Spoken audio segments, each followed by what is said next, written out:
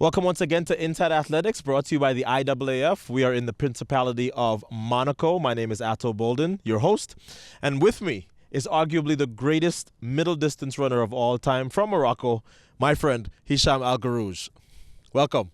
Hicham, I use your story in the Olympics a lot because you fell in 96 and then didn't get the medal you wanted in 2000. And yet in 2004, you come back, win the double gold, retire a hero. Tell me what you learned in those first two Olympic Games that maybe made it a little easier for you in 2004 and enabled you to realize what you had to do to be an Olympic champion. Tout d'abord, merci à toi d'avoir me donné cette chance de parler de mon histoire olympique. C'est vrai, c'est une histoire assez délicate, c'est une histoire purement olympique. Quand j'avais 13 ans, j'ai toujours rêvé d'être champion olympique. Je suis allé pour la première fois à Atlanta. J'étais jeune, j'étais très ambitieux, mais avec moins d'expérience, très peu d'expérience. D'ailleurs, j'étais deuxième au niveau ranking, derrière Morcellia. Quand j'étais à Atlanta, c'était trop chargé, trop de pression pour moi. Avec un public, 80 000 spectateurs, c'était ingérable. Et ce qui s'est arrivé, c'était une chute. C'est très difficile à accepter, mais en fin de compte, c'était le sport. Il faut rester fair play. 4 ans plus tard, effectivement, j'étais vraiment motivé. Je suis allé à Athènes 97, j'étais très motivé. J'ai gagné le premier championnat du monde. Encore une fois, Civi 99. J'ai fait plein de courses, plein de records entre Atlanta et Sydney. Et quand je suis arrivé à Sydney, très motivé, beaucoup d'expérience, mais pas encore mature. Elle me manquait de la maturité. Et j'ai perdu encore une fois. Et je peux vous dire que c'était la course la plus difficile de ma carrière sportive. À Sydney, c'était dur d'accepter mentalement et sentimentalement. C'était vraiment dur d'accepter. Et d'ailleurs, en 2001, quand j'ai recommencé ma saison, c'était dur de reprendre avec la même motivation de 97, 98. C'était plus fort que moi. À un moment, j'ai pensé d'arrêter la course. Et grâce à ma famille, grâce à mon entourage, mon entraîneur qui a joué un rôle extraordinaire, et aussi notre président à l'époque, notre président de la Fédération d'athlétisme, qui m'ont donné encore une fois la force d'aller à Athènes.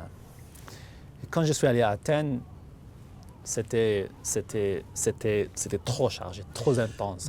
But 2004 didn't start well. That's the most amazing thing. 2004 started like a guy who was on his way out, not a guy on his way to being double gold medalist. Exactement. À Athènes, ça a commencé très très mal. En juin 2004, j'étais à Rome pour ma première course et j'étais 8e. Désastre. Imaginez-vous, une année olympique où tout le monde a tenté.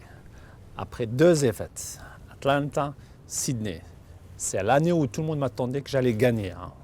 Et j'allais gagner, mais sur 2 cette fois-ci. Donc, il fallait vraiment être fort, très très fort mentalement pour pouvoir dépasser le cap olympique. Et ça commençait très très mal, les journalistes étaient durs avec moi, les médias. J'avais vraiment pas envie d'aller sortir. J'avais une seule envie, c'est d'aller à l'entraînement, dormir et se focaliser sur mon objectif olympique, qui est le double olympique. Et quand je suis allé à Zurich, à quelques jours avant les Jeux, j'étais vraiment en forme. Il fallait faire le dernier test avant les Jeux olympiques, avec Bernard Lagat, avec Bala, avec les meilleurs du monde. Et j'étais deuxième. Et quand je suis allé à Athènes, j'avais un seul objectif, c'est changer ma vie. Changer ma vie avec cette médaille olympique que je la méritais. Franchement, parce que c'était dur, c'était plus fort que moi, mais en fin de compte, je l'ai eu. Je l'ai eu, mais je l'ai en double. When you look at the current landscape of 1,500-meter runners, who do you think is the greatest threat to your record? Je crois qu'il y a beaucoup de potentiel aujourd'hui, actuellement, pour battre ce record. Et Kipro, aujourd'hui, c'est le meilleur athlète, c'est l'athlète doué aujourd'hui qui peut battre ce record du monde. Ce record du monde est assez dur, c'est le 3,26 minutes. C'est une course qui demande beaucoup de rythme, c'est-à-dire une intensité de rythme et qui prend à tous les moyens pour pouvoir battre ce record du monde sur le 400 mètres. Il a le talent, il a le physique, il a les muscles qui sont fins, et il a une fluidité dans la course qui peut battre ce record du monde de très très loin. Moi, c'est mon favori parce qu'il a un style à part, il a un style d'un athlète élégant. People ask me all the time if I miss it. Now you won the double gold and then said, you know what? I've done it all. I have the world records. I have the Olympic gold. I've been world champion before. I'm done. So what do you miss? Je n'ai rien. Vous savez, Alt, nous avons fait le même sport. Yeah. Et nous partageons la même passion. Et nous avons le même amour pour notre sport. Et moi, j'ai toujours couru pour ces raisons. J'ai toujours couru pour la passion, pour l'amour de mon sport. Je suis très attaché à mon sport. Et après Athènes, j'ai essayé, encore une fois, j'ai essayé pendant 1 an et quelques. Je suis allé à Albuquerque, je suis allé en France, à Fort-Romeu. J'ai passé plus de temps au Moyen Atlas, à Ifrane, pour pouvoir reprendre cette passion, pour pouvoir reprendre cet amour qui commence à se détacher après Athènes. Et à un certain moment, j'ai commencé à poser moi-même, à me poser des questions, que ma passion, je suis en train de la perdre. C'est pour ça que j'ai pris une décision d'arrêter. Une fois on perd cette passion et cet amour, on perd tout. Donc j'ai préféré de ne pas trahir mon sport, j'ai préféré d'arrêter le sport. J'ai préféré d'arrêter la course parce que j'avais vraiment un attachement très fort entre moi et mon sport. Yeah, you and I have that in common. So your passion and your passion for the sport was not the same when you decided, okay. But like me, you put your passions into other things. What have you put your passion, it doesn't die, it sort of moves in another direction. What did you put your passion for this sport into? Exact. Ma passion est toujours ma passion pour le sport, elle existe toujours. Aujourd'hui, ma passion... But you can't run anymore. Yes, I can run, but less. Je peux courir moins. Mais ma passion pour le sport, aujourd'hui, c'est de la transmettre aux jeunes générations. Aujourd'hui, nous avons l'obligation et vous avez le devoir et vous avez l'immense responsabilité de pouvoir transmettre cette passion, cet amour qui nous lie avec le sport pour la nouvelle génération. Les enfants qui aiment notre sport. Nous avons une responsabilité énorme pour pouvoir promouvoir notre sport, qui est un sport extraordinaire, un sport avec lequel on peut apprendre, Yes. apprendre jour après jour, apprendre course après course, apprendre événement après événement. Moi, personnellement, grâce au sport m'a changé ma vie. Le sport m'a sauvé une vie. Le sport a sauvé ma vie et la vie de ma famille. Le sport m'a donné une chance de rencontrer des hommes extraordinaires.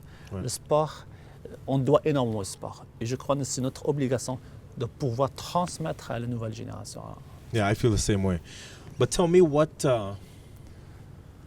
your current assessment of the sport? And of course, you've taken on a role that is ambassadorial. You are very much involved in the inner workings of the sport, behind the scenes. Many people may not know that. So you're in a very good position to answer this question. What is your evaluation of the state of athletics now? Je crois que si on parle de la situation aujourd'hui, la situation de l'athlétisme aujourd'hui, la situation mondiale, je crois que notre sport aujourd'hui, il se positionne dans certaines régions, mais il se dégrade dans quelques régions. Et nous avons plus ou moins le devoir et le rendre plus fort là où il est, mais le promouvoir beaucoup plus là où il est moins. Par exemple, si on parle aujourd'hui des États-Unis, les États-Unis, c'est le pays qui domine à l'international. C'est le pays qui domine aux championnats du monde dans le track and field. C'est le pays qui domine aux Jeux olympiques, de 100 mètres aux 400 ou plus de départ. Mais aujourd'hui, ce n'est pas le sport numéro 1 aux États-Unis. C'est le sport numéro 25e. Ce n'est pas le sport aimé par les Américains. Il y a beaucoup de gens qui courent tous les jours aux États-Unis, mais ce n'est pas le sport avec lesquels nous souhaitons mettre en valeur. Aujourd'hui, si on ouvre, c'est-à-dire une fois on ouvre la chaîne NBC ou ESPN aux États-Unis, il y a basketball, il y a baseball, il y a football américain. Ça n'existe pas, l'athlétisme. Ouais. Je crois que vous êtes le mieux placé pour parler de ça. Aussi, je crois que nous avons aussi le devoir de le rendre plus démocrate en Afrique. Notre sport n'est pas numéro 1 en Afrique. C'est vrai, il y a beaucoup d'Africains qui courent, mais qui courent de gauche à droite. C'est des cours d'une manière hiérarchique. Notre sport n'est pas bien structuré en Afrique. Et les instances, nos instances internationales qui ont tout ce pouvoir, et ils ont les moyens de le faire. Je suis sûr qu'on peut le faire. Nous avons beaucoup de challenges pour atteindre nos objectifs. Il y a beaucoup de travail. Et moi, j'ai le trust, j'ai la confiance à toute la famille athlétique. Let's go back to your career for a little bit. You had some amazing moments on the European circuit. I was there for your world record in Rome. But you were getting a reputation as somebody who could win everything except the Olympic Games. And I see that with certain athletes here. Now, of course, you proved everybody wrong and you won your Olympic titles. But was there something that you had to change in terms of how you approach the European season? Some athletes have had to say, you know what? I can't win all the money in Europe and be Olympic and world champion. Is that something that you had to figure out as well, where you had to maybe run fewer races in Europe in order to be the champion? Vous savez, à travers mon expérience de presque de 2 ans, j'ai une expérience de Atlanta. Atlanta, j'avais manque d'expérience. J'étais bien entraîné, j'étais bien préparé d'une manière scientifique, de manière académique, d'une manière très correcte. Quand je suis allé à Atlanta, j'avais manque d'expérience. Je ne savais pas comment gérer tout ce public, toute cette média, la pression politique, etc. Et à mon avis, en tant qu'athlète, avec le recul, ça nous manque quand même un peu d'encadrement pour pouvoir gérer ce genre de situation. L'athlète en général, il lui faut quand même un peu d'encadrement pour pouvoir. Parce qu'en fin de compte, on est humain. On est des athlètes humains. On n'est rien. Un athlète, il est rien. Il peut gérer ce qu'il peut, mais à un certain moment, il perd ça, il perd contrôle. À Sydney, ça m'est arrivé la même chose. J'avais beaucoup de pression olympique. Donc j'ai commencé à surcharger l'entraînement. Parfois, on va à l'entraînement, et mon entraîneur me disait « Ok, on va faire ça, on va faire ça, on va faire ça ». Et moi, avec cette pression, ce manque de gagner, ça me pousse de faire plus. Et quand on fait plus, on perd. Il faut faire juste. Il ne faut pas faire plus, il faut faire moins, il faut faire juste. Et à Sydney, j'avais trop de charges, donc j'essayais de faire plus. Quand on fait plus, c'est pas bien. Mais à Athènes, je suis arrivé à une maturité. Quand on est mature, on sait faire la part des choses. On sait ce qui est bon et ce qui n'est pas bon. À Athènes, je contrôlais mon physique. Je suis arrivé à un moment où j'avais une connexion entre mon mental et mon physique. Je pourrais comprendre et sentir le moment où je ne suis pas bien, où je suis bien. Et ça vient avec le temps, ça vient avec la maturité. Pour éviter tout ça, on peut éviter, par exemple, on peut éviter tout ça, mais avec l'encadrement. J'avais vraiment un entourage solide, mais qui manquait beaucoup d'expérience, qui manquait de l'expérience dans le côté psychologique, dans le côté management avec les médias, côté management avec le stress, côté management avec... moi, personnellement, j'ai toujours couru avec une connexion spirituelle. Yes. Je n'avais pas de psychologue pour pouvoir gérer tout ça. Now, getting ready for this, I realized just how long you and I have been running together. You were third in Seoul at the World Junior Championships in South Korea, behind Haile Gebrselassie. I didn't even realize that you and I have known each other for that long. Yeah, that's correct. So I really enjoyed watching you run, and I'm proud and happy to call you a friend. Thank you. Thanks for joining me. Thank you, Otto. Thank you very much.